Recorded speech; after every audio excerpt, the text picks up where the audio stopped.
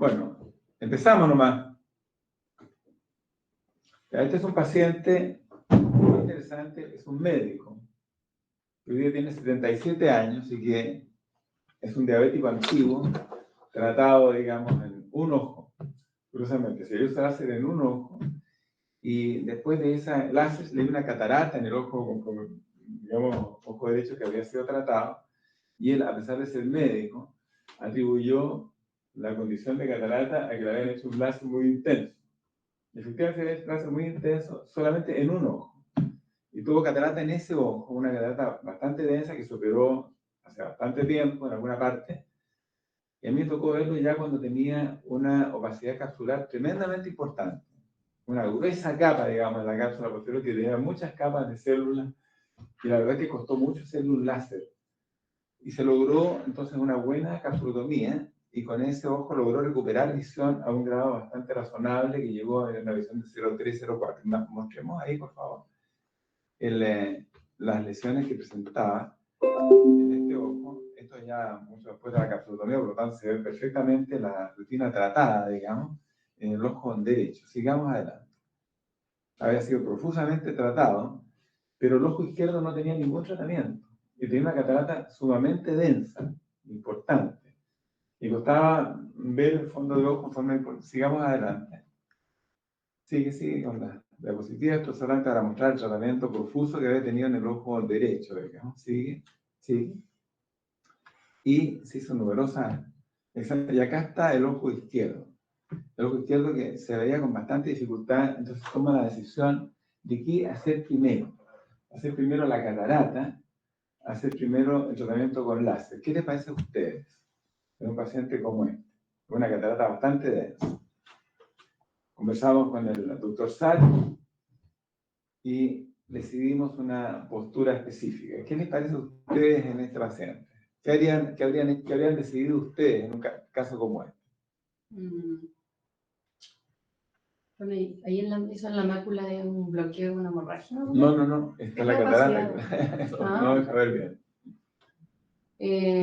O sea, yo creo que no tiene como tanto signo de retinopatía diabética en el ojo izquierdo. Mira, sigue adelante. Sí. Este es el ojo izquierdo. ¿Cómo es la retinopatía? No, habría que hacer, yo pienso sigue hacer el adelante. láser. Mira los momentos de perfusión. O sea, Mira área de izquierda. Mira la cantidad de izquierda que hay, mira la cantidad, ¿no es cierto?, de lesiones que tiene. Entonces, en este paciente se decidió hacer el láser primero. Claro. Pero el láser no pudo ser realizado en forma adecuada porque la opacidad de la catarata era sumamente densa, así que impidió hacer el láser.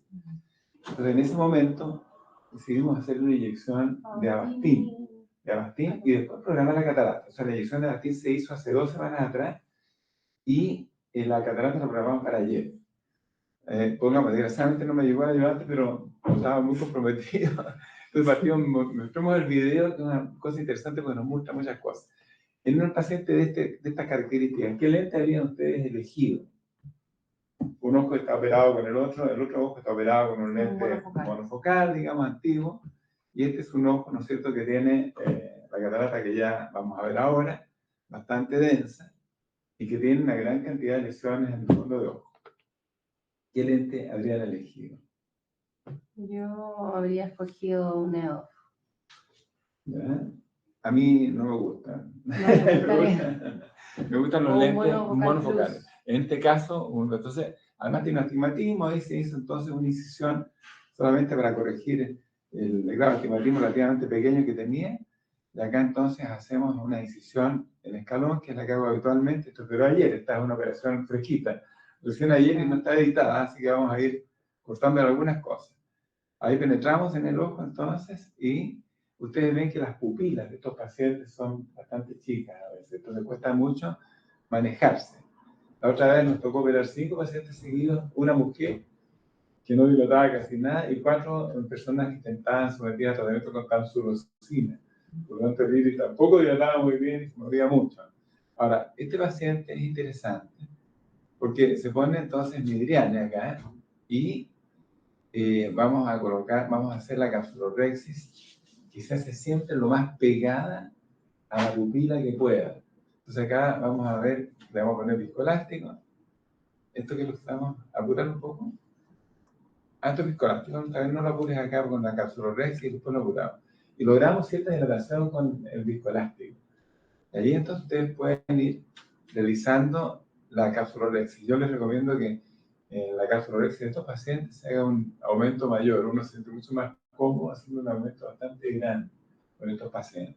Y fíjense cómo se hace, se corta y se va siguiendo entonces el borde de la pupila. Aquí. Allí. Y una catarata importante nuclear y una subcapsular posterior bastante densa, como ustedes ven. Y van siguiendo entonces el borde de la pupila, no se ve tan bien, pero acá no lo vamos a ver razonablemente bien. Incluso que pueda quedar debajo del iris, un poquito por debajo. Pero en estos pacientes es muy importante, cuando uno ve demasiado bien la cosa, es que hace una gran capsulorexia o una capsulorexia lo suficientemente amplia para permitir que los trozos de cristalino sean extraídos fácilmente. Ya tenemos la capsulorexia lista, ahora van a ponerlo rápido nomás, con la hidrodisección. El video dura muy poco. Vamos a meterle y hacer una hidrodisección para soltar el cristalino entonces. Y ahí ya vemos que el cristalino se mueve y que puede girar entonces. Bien. Dalo más rápido esta parte ya. Después se hace entonces ponemos un poco más de viscoelástico para darnos espacio. Y hacemos entonces los procedimientos habituales. Primero limpiamos y después hacemos el corte entonces del cristalino.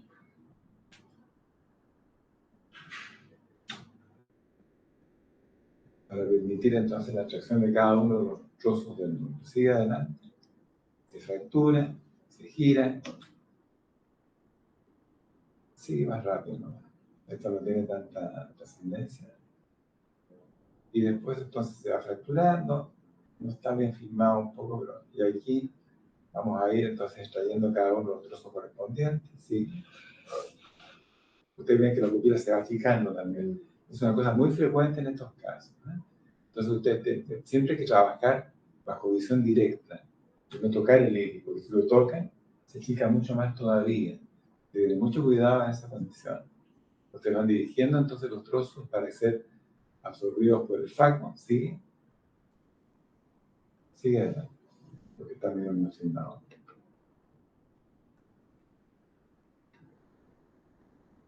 Y ahí nos comemos la última parte del cristalino. Cuando ya se está comiendo la última parte, uno puede sacar chopper, digamos, para reducir, para dejar mejor cámara anterior, mejor profundidad de la cámara. Y una vez que se ha logrado, entonces se procede a la aspiración de la corteza. Ya sacan la locomotora del ojo y empiezan con una etapa que es mucho más tranquila, pues con la escala 5, con el día, con lo que ustedes están acostumbrados a realizar. Llegan nosotros por debajo del iris, sin tocar la cara posterior del iris. Hay que tener certeza que uno se mete dentro del saco para hacer la aspiración de la corteza. Fíjense cómo se va haciendo. Entonces, con mucho cuidado, te van dejando. Y si tienen sensación de que quedó algo, lo dejan para después, cuando sea más fácil hacerlo. Fíjense que la pupila siempre es chica. Ahora, en estos casos, uno tiene, por supuesto, la opción de colocar ganchos. Pero si se tiene una cierta experiencia con este nivel de pupila, se puede lograr más o menos un buen resultado. Y una vez, darle más rápido, una vez que se ha limpiado todo, acá queda todavía un resto adherido a la cápsula posterior. Puede hacer una limpieza con irrigación. Y cuando la irrigación no es lo suficientemente adecuada, sí, acá hacemos irrigación. Sacamos los últimos trocitos de corteza. Y ustedes ven que queda algo pegado atrás. Uno sale con la irrigación simplemente y se puede ir entonces a pulir la cápsula posterior con un pulidor, que es un elemento, no sé, que tiene polvo de diamante, ¿no es cierto?, en la parte interior. El polvo de diamante es muy suave, puede permitir el raspado de la cápsula anterior con mucho cuidado. Cuando no sale bien, pues pasamos al pulidor, que lo van a ver en este minuto. Ponemos una piscola, no sé, o sea, hacemos una limpieza de distintos lados, porque a veces uno, al cambiar la posición de la cánula de irrigación, logra, digamos, desprender la adherencia mucho más fácil. Y después acá entonces hacemos un poco más de viscoelástico y ponemos el pulidor. Lo van a ver ahora.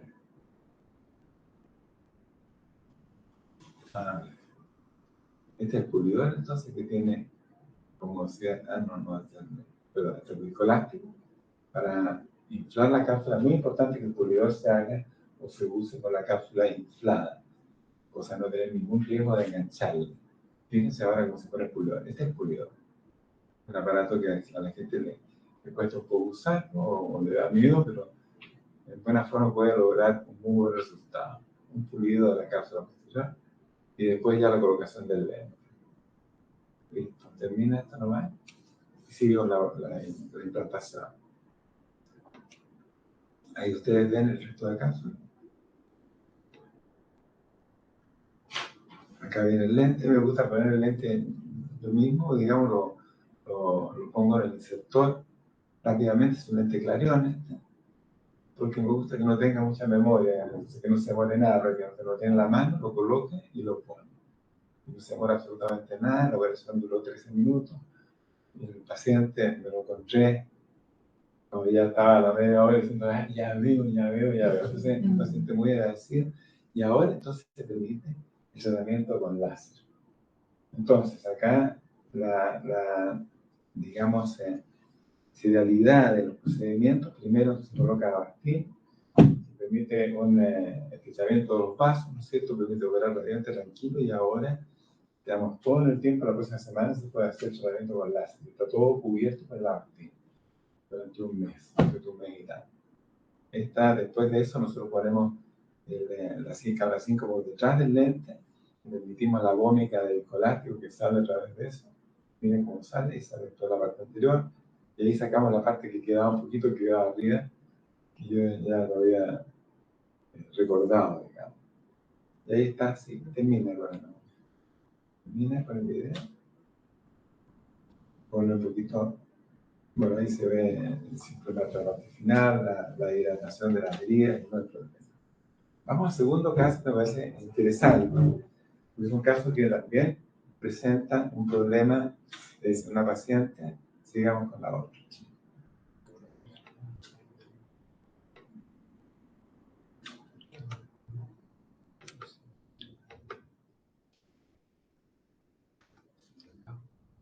Esta es la paciente, este es el paciente anterior.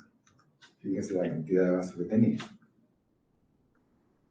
Esta es una mujer de 70 años, también la diabética antigua tratada con láser. Pero en este caso, tratada los ojos, pero insuficientemente tratada. Y tiene una catarata densa en ambos ojos. Y la visión del ojo derecho era 0,3 y en el ojo izquierdo 0,3 parcial. Entonces, en esta paciente particular, ustedes vean ahí la angiografía, sigue adelante. Le faltaba láser en bastante espacio, sigue adelante. Sigue. Y quiero mostrarles ahora, sigue adelante. Sí, lo que me interesa en esta paciente es otra cosa, la angio, es el OCT. Sigue. Sigue aquí. Y acá. Este es el OCT, ¿no es cierto?, de esta paciente. ¿Qué es lo que tiene esta paciente? Este es el OCT del ojo derecho, ¿no es cierto?, y del ojo izquierdo. Tiene un de parcial. Sigamos de adelante. la retina. Sigue adelante para que te quede más claro. Este es el ojo derecho. El ojo derecho está bastante bien, tiene una pequeña adereza, ¿no es cierto?, vitreoretinal, que no tiene mayor trascendencia, sigue adelante. Y este es el ojo izquierdo. ¿Qué es lo que tiene? Una membrana epiretinal. Una membrana epiretinal, ¿no es cierto? Entonces esta paciente tiene que ser sometida. ¿Qué decidimos acá? ¿Qué se decide? ¿Qué ojo se opera primero? ¿Qué lente se elige? En un paciente como este. Acuérdense que tiene una diabetes, ¿no es cierto?, mal tratada, o sea, no suficientemente tratada, o sea, unas lesiones vasculares en el fondo de ojo. Tiene un ojo, sigue adelante, mostremos el Eagle Master, mostremos el Eagle Master. Acá, amplíalo por favor, miren el ojo derecho. El ojo derecho tiene un astigmatismo de 2.12. Es el ojo que no tiene la membrana. Sí. ¿Qué se elige en ese ojo? Tórico. Un tórico. Monofocal tórico. Monofocal tórico. Y eso le pusimos, un monofocal tórico. Y anduvo fantásticamente bien. Sin embargo, la paciente venía porque yo había operado recién al marido, que tenía una catarata importante también, pero además una hipermetropía grande y una presbicia obviamente muy importante. El paciente le colocó un multifocal y quedó muy contento con el multifocal y le dijo a su mujer que era la mejor cosa que había hecho en su vida. Entonces ella, después de la primera operación en el ojo que no tenía la membrana, quedó tan contenta, a pesar de que estaba con una visión espectacularmente buena para la corrección de la catarata y del astigmatismo. Y en el segundo ojo, que tiene muy poco astigmatismo, que tiene la membrana, ¿qué decidimos con el doctor Sá? ¿Qué les parece? ¿Qué habrían decidido ustedes? Una vitre más la cirugía de catarata con un monofocal. Junto con la catarata. Claro, lo que pasa es que nosotros, si hay una membrana epiretinal como esa, ¿no es cierto? Lo lógico es hacer los dos procedimientos de inmediato y eventualmente colocarle un monofocal. Sin embargo, la paciente, doctor, yo lo único que quiero es ver un poco de cerca. Entonces, que es muy importante. Hay que atender lo que los pacientes piden. Y como el pronóstico de las membranas epiretinales es excelente cuando se opera con un grado de visión razonablemente bien, razonablemente adecuado, uno puede colocarle un multifocal. Y en esta paciente le hice yo la catarata, por supuesto, y le puse un multifocal y Jorge inmediatamente después le hizo la operación de la membrana epiretinal. Y la paciente a los 2 o 3 días estaba muy contenta porque veía también de cerca. Y eso es una cosa muy importante de recordar.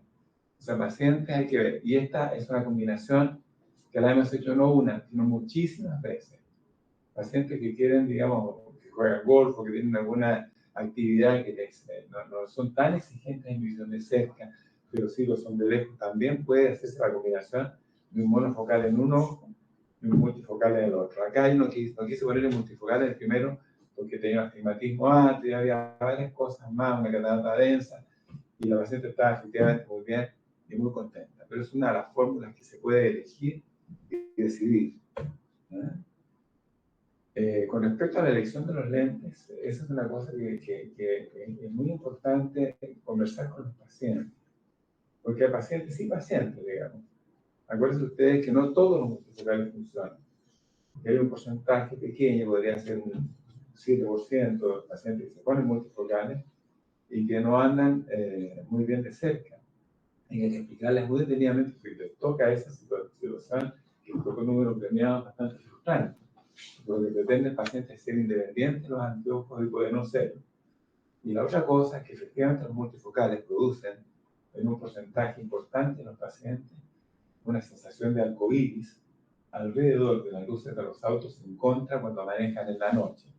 Si los pacientes no son muy proclives a manejar en la noche o manejan muy poco de noche, esa es una circunstancia que puede obviarse, porque es incomodante, pero no es invalidante.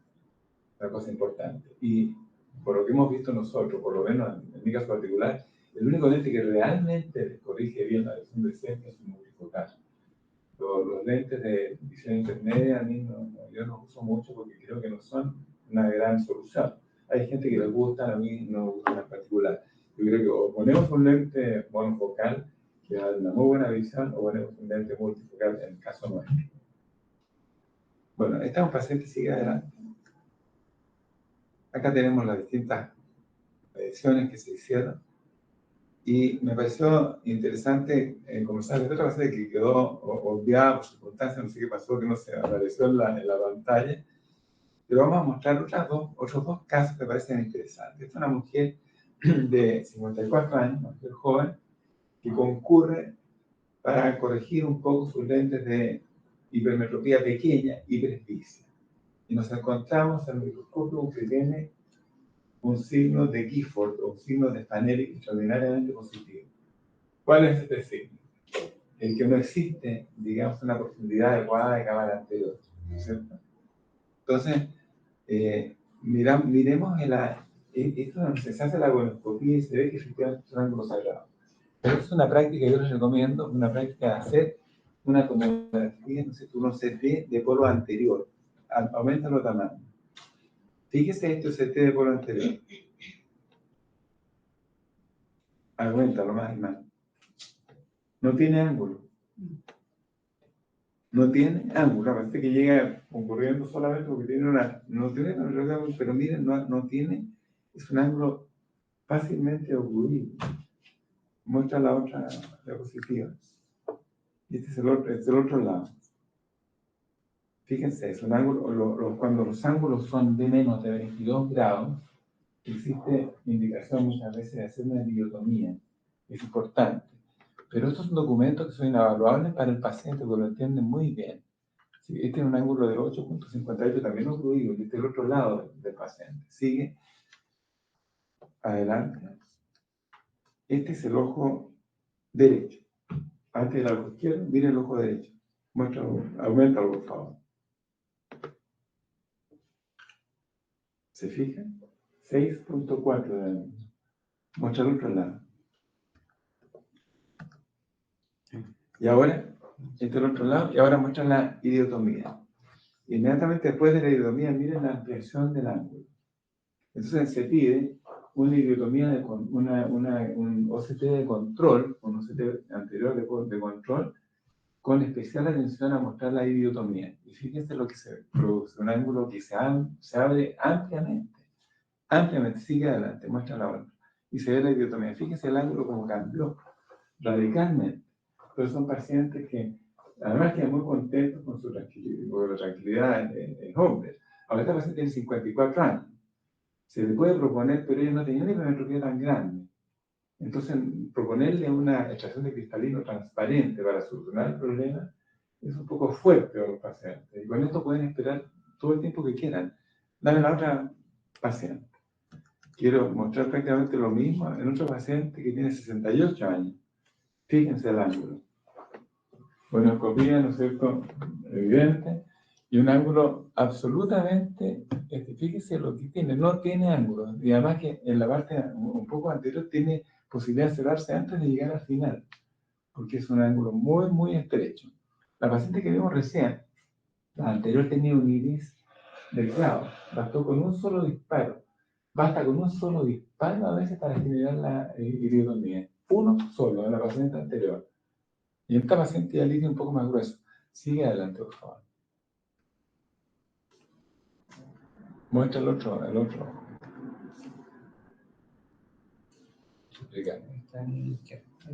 Fíjense. Es un ángulo extremadamente estrecho, ¿sí? Y ahora muestra, por ejemplo, acá. Muestra el otro. La diapositiva ya posterior. Miren. No tiene ángulos. Sí. Ahora muestra la parte. Esta es la paciente posterior. Idiotomía, impresión franca, ¿no es cierto? O sea, se ve claramente el procedimiento, cómo es de funcional y cómo es de importante. Esta paciente distinta, que tiene 68 años, pero ella tenía que viajar. Entonces no podíamos proponer una extracción de cristalino, que acá en este caso sí, es una cosa bastante evidente y lógica. Pero la paciente tenía que viajar, entonces esta es una solución muy importante y puede esperar el tiempo que quiera. Y además a mí, con esos ángulos que ustedes vieron anteriormente, me cuesta mucho pensar en dilatarla incluso para la operación de la catarata. Ustedes pueden generar un glaucoma agudo solamente con la dilatación de la pupila. No olviden que el iris se rellena la parte periférica y que no es tan infrecuente que pacientes que por alguna circunstancia en particular se dilataron la pupila, que tomaron chamico, les pasó cualquier cosa, pueden tener una solución, ¿cierto?, del ángulo, un motivo agudo y un glaucoma agudo, que no es una cosa tan simpática. Este es el procedimiento. Ahora, me parece interesante que esté el doctor Sara acá, porque podemos comentar el primer caso de cómo un paciente, un médico, tiene, digamos, reticencias porque le adjudica a un procedimiento tan inocuo como el láser, digamos, el láser la generación de una catarata, digamos, y por eso se vea alejado de la posibilidad de tratarse. Pero ese caso es muy interesante. Hay uno que no presentamos, que fue el de no sé si se traficó el caso. Pero acá tenemos dos enseñanzas importantes. Estos son pacientes sacados de ayer, o sea, son pacientes de la consulta que son muy rápidos. Entonces, o sea, todos los días ustedes van a tener pacientes interesantes que mostrar y que conversar. Entonces, aprovechando la presencia del doctor Sar, me gustaría que les contara, digamos, cómo se hace, o sea, cuál es la decisión, por qué se toma una decisión así o así, por qué los pacientes que tienen membranas epiretinales deben operarse en membranas epiretinales. Porque resulta que el paciente tiene una visión de 0,8, no en este caso que tiene una catarata muy importante, pero sacando la catarata, la visión por la membrana epiretinal no debería ser tan mala. Los pacientes que tienen visiones de 0,8 o 0,9 con membranas epiretinales son pacientes que deben ser sometidos a la cirugía porque el pronóstico es extraordinariamente mejor si el paciente se opera en forma oportuna. Es una cosa que es un concepto que no está bien validado, ni está bien, digamos, introducido en el medio. El paciente, mientras mejor agudeza visual tenga, mejor resultado va a tener con la membrana epiretinal. Por eso en este caso nos atrevimos nosotros a hacer, digamos, una operación de membrana y colocar un multifocal. Porque estos pacientes mejoran muchísimo la visión central. ¿Qué te parece? Sí, bueno, muy interesante lo que presentó el doctor Yaluf aquí, y es una cosa, estos son casos del día a día, como lo dice. Entonces los pacientes no vienen solo con catarata, no vienen solo con retina, se vienen con enfermedades mezcladas. Entonces viene una mezcla de catarata, con problemas de retina que a veces son membranas epiretinales, a veces edemas maculares, otras veces una retinopatía diabética proliferante, como ustedes vieron en la geografía. Entonces uno dice, bueno, ¿qué hago primero? ¿Qué hago después? ¿Cuál es el orden de esto? Que no es tan fácil. Entonces, en general, cuando los pacientes tienen una retinopatía diabética proliferante, la indicación de panfotocoagulación es clara, hay que hacerse. Ahora, ¿qué impide que uno se la haga o no se la haga? Si tiene una catarata muy densa, impide que el láser penetre al ojo y se pueda hacer una buena panfotocoagulación, ahí uno puede diferir la panfoto, hacer primero la catarata y después la panfoto. Si la retinopatía diabética es proliferante y uno sabe que estos pacientes tienen riesgo de sangrar, entonces, y pueden hacerlo en cualquier momento, entonces uno trata antes de ponerles un Avastin para prevenir eso. El Avastin previene el sangramiento, al menos durante el periodo en que el Avastin funciona, que es un mes. También el Avastin ayuda si es que hubiera un edema macular producto de la diabetes. Entonces, esas dos condiciones hacen que uno pueda colocar un Avastin antes y de ahí operar la catarata. Una vez operada la catarata, dentro de un mes aproximadamente, iniciar un tratamiento de láser de panfotocoagulación. Si uno hace un tratamiento de láser con catarata, la energía que usa es mucho más alta. Por lo tanto, al paciente le duele más el láser. El láser es un procedimiento que puede ser doloroso. Entonces, también hay que considerar eso. Cuando uno ya tiene los medios claros, la intensidad del láser es más baja y más cómodo el paciente también. Entonces, esos son casos en que uno, en relación a la diabetes, que uno tiene que hacer las cosas en cierto orden. Ahora, en relación a las membranas epiretinales, tal como dijo el doctor Yaluf, es una cosa que en realidad no todo el mundo lo tiene muy claro, pero las membranas epiretinales son tejidos que se localizan en la mácula, ¿no es cierto? La mayoría son idiopáticos o seniles, están dados por un mecanismo de desprendimiento del vitrio, la gran mayoría tiene desprendimiento del vitrio y ese es el mecanismo por el cual se producen las membranas epiretinales. Hay algunos que son secundarios, generalmente secundarios a desgarros de la retina y a veces trombosis. Los desgarros, ¿por qué producen membrana? Porque a través de un desgarro en la retina migran células del epitelio pigmentario, colonizan, tiene una preferencia especial por la mácula, y ahí colonizan ese sector, las células se transforman en miofibroblastos, generan membranas, contracción, y la membrana ahí empieza a comprometer la visión. Entonces, está bastante estudiado cuánto ganan las personas que uno opera de membrana epiretinal. ¿Ah? Y en general, si uno quisiera tener una fórmula así estándar, podríamos decir que la mayoría de los pacientes mejora 3 líneas de visión cuando es operado.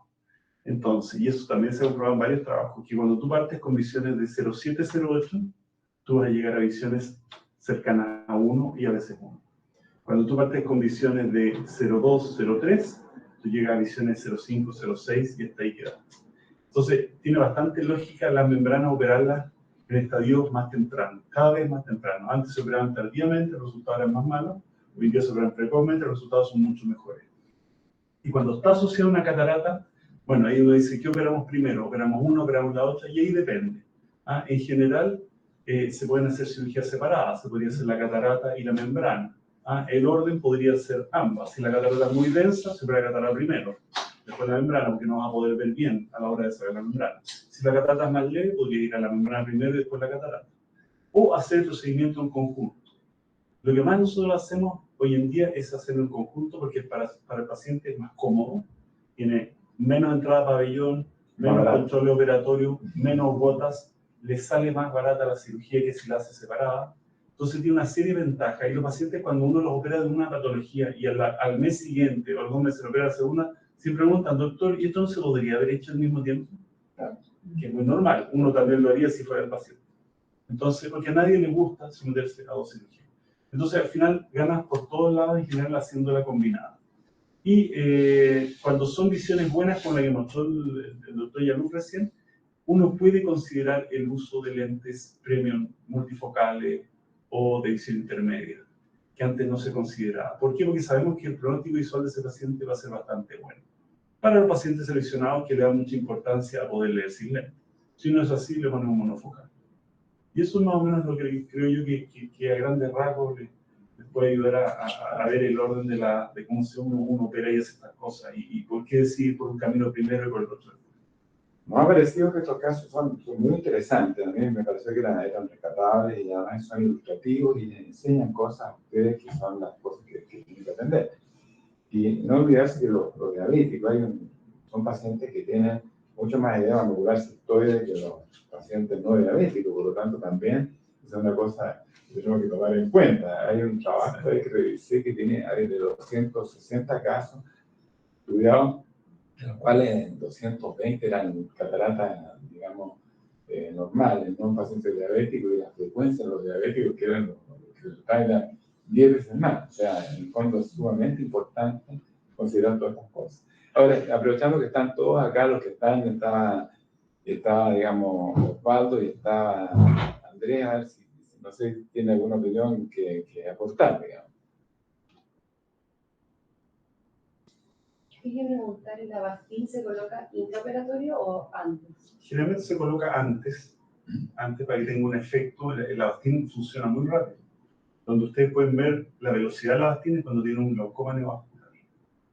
O algún paciente que tiene neovaso en el ano, que tú lo veas en la endoscopia. Si tú le colocas un Avastin y lo controlas al día siguiente no hay ningún neovaso. Ni en el iris ni en el ángulo. Es impresionante. En 24 horas los vasos se van. Se produce una vasoconstricción y los vasos desaparecen. Es impresionante. Entonces, yo creo que colocarlo por lo menos unos días antes.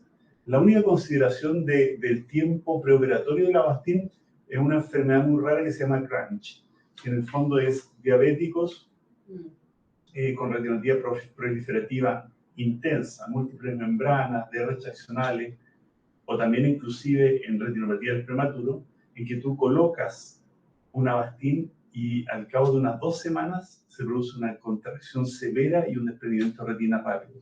Es muy infrecuente, yo no lo he visto nunca, se describe, por lo tanto algunos doctores tienen la precaución de colocar el Avastin máximo 2 semanas antes del procedimiento quirúrgico y no esperar más que eso. 2 semanas sería como el tiempo. Y lo otro que comentó el doctor Yaluf tan interesante es que una complicación de la cirugía de catarata, que a nadie le gusta tenerla y todos la hemos tenido, es un edema macular quístico postoperatorio. Eso se llama un síndrome de Irving-Gass, descrito por estos mismos 2 autores hace mucho tiempo. Y en el fondo es que tú operas una catarata sin ninguna complicación y el paciente ve muy bien la primera semana, segunda semana y aproximadamente al mes empieza, o a veces un poco antes, empieza a bajarle la visión. Y les baja mucho y te consultan y tú le pides un OCT y tiene un edema macular intenso, quístico, sin haber tenido ningún problema en la cirugía. Ese edema macular aumenta en ciertas situaciones. Por ejemplo, la frecuencia de la aparición de él.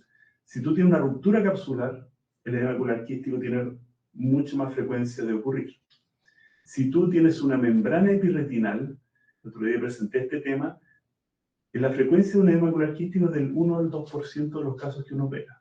Si tú tienes asociada una membrana que no operaste y está presente ahí, este porcentaje aumenta a un 8 o 10%. Un 8%. Si tú tienes otra mácula ahora, otro paciente, un paciente con edema macular diabético, que sin edema macular diabético, un paciente diabético y lo vas a operar de catarata. Ese paciente también tiene una frecuencia de edema macular quístico más alta. Pero solo por retinopatía diabética. Solo por retinopatía diabética. Proliferante. Depende. Sí. Hay algunas cosas, hay unos casos donde hay que agregar algunas cositas también. Sí. Se ha demostrado, bueno, de edema macular quístico, se diagnostican un porcentaje como estamos hablando, pero muchas veces es subclínico. Claro. Entonces, si nosotros hiciéramos a todos los pacientes una Angiografía, por ejemplo. Sí, podríamos ver que el nervio ocular quístico, que es absolutamente, digamos, asintomático. Pero es interesante encontrar, yo revisé mucho los efectos de las capsulotomías en pacientes miópicos, el porcentaje de nervios oculares quísticos después de ese tipo de capsulotomía es extraordinariamente mayor que lo normal. O sea que los edemas oculares quísticos puede ser un problema importante. O sea, hay que tener mucho cuidado en hacer indicación de capsulotomía livianamente en pacientes que son operados de catarata con miopías altas. Y si lo último, si tú tomas un paciente con membrana epitelial que aparte es diabético, también se dispara mucho más de membrana. Estamos hablando de que puede ser un 10 o más % de casos combinados. Por lo tanto, hay que solucionar esas patologías cuando tú quieres operar a un paciente de catarata y tener éxito en la visión operatoria. Yo no sé si Andrés o Osvaldo quiere hacer un comentario sobre el tema. Son ambos glaucomatólogos. Amor, Andrés, Hola, ¿qué tal? ¿Cómo están? ¿cómo estás? Bueno, primero los casos me parecen muy ilustrativos, como ya lo conversamos, son casos que uno ve en el día a día y que es muy importante tener como esta priorización en mente para poder saber con qué comenzar o, como decía el doctor Sarr, ver si son procedimientos simultáneos. Yo creo que es muy importante también, como mencionó el doctor Yaluz, conocer la expectativa de los pacientes, explicarles bien cuáles son las opciones em, y siempre en caso de que al inicio tengan alguna duda, siempre comentar estos casos. Muchas veces nosotros también lo hacemos y comentamos los casos, preguntamos la opinión de alguien que ha tenido bastante experiencia para afrontar de la mejor manera esto, así que yo creo que es muy importante ir conociendo los casos, discutirlos siempre, porque estos casos seguro que ustedes los tienen en el policlínico, se les presentan habitualmente. Entonces la idea es que ustedes hagan el mismo ejercicio, digamos, docente, de ir priorizando, de ir afrontando estos pacientes y nunca se queden con esas dudas, sino que siempre ir consultando. Y respecto a algo más específico de los lentes intraoculares, claro, efectivamente, siempre se abren los congresos y lo van a escuchar, que hay ciertas como contraindicaciones para ciertos tipos de lentes, pero en la verdad es que eso con el desarrollo de la tecnología de los lentes intraoculares y con el rendimiento y la performance que tienen actualmente, eso no es tan así. Entonces hay unas indicaciones o contraindicaciones un poco antiguas que se han quedado un poco pegadas en las diapositivas de los expositores. Y como muy bien mencionaba el doctor Yaluf, cuando son casos pesquisados a tiempo y con cirujanos, digamos, entrenados, los lentes, digamos, premium pueden tener un excelente rendimiento cuando hay otras patologías asociadas. Así que eso es algo que hay que verlo con harto criterio, pero que efectivamente tiene muy buen resultado. Así que no hay que cerrarse esa posibilidad cuando uno lo lea a veces o lo escucha en algunos congresos. Osvaldo. Hola, sí. Bueno, nuevamente me parece fantástico esto de haber visto los casos ayer o anteayer y poder presentarlo y es algo que vemos todos los días en la clínica, estamos expuestos a este tipo de cosas y una de las maravillas de esto es que el trabajo en equipo que tenemos. Justamente ayer me tocó con Pascal un rato en la tarde, un paciente que estuve viendo yo, un alto miope, que llegó también, empezó a bajarle la visión, justo está Octavio Burgo en ese momento, me ayudó, pasó a manos de él para que le ponga Avastin por una membrana pirretinal, entonces Pascal me decía hoy qué maravilla para el paciente eso, que se pueda como resolverle el problema por alguien que en el fondo experto en lo que tiene en ese momento y no estar dilatándolo y tramitándolo. O sea, sacar primero en conclusión eso, el trabajo en equipo que hacemos acá de partida les ayuda mucho a los becados en su formación docente porque están viendo ahí mismo cómo resolver un problema y en segundo lugar, y lo más importante, es para nuestros pacientes. Y comparto lo que dice Andrés, los lentes multifocales o EDOF cada vez van ganando más terreno. Hay trabajos bien interesantes, por ejemplo, en pacientes con glaucomas leves, que ya se están aplicando Panoptic multifocales con unos excelentes resultados en la visión de contraste, que se pensaba que siempre iba a ser ese problema, con una satisfacción de un 98% de los pacientes refiriendo que se lo volverían a implantar el mismo tipo de lente. Y por supuesto que en la mácula, sin ser experto, entiendo que lo que es corregible, como lo que ustedes mencionaban, las membranas finalmente también va a poderse optar para un resultado similar.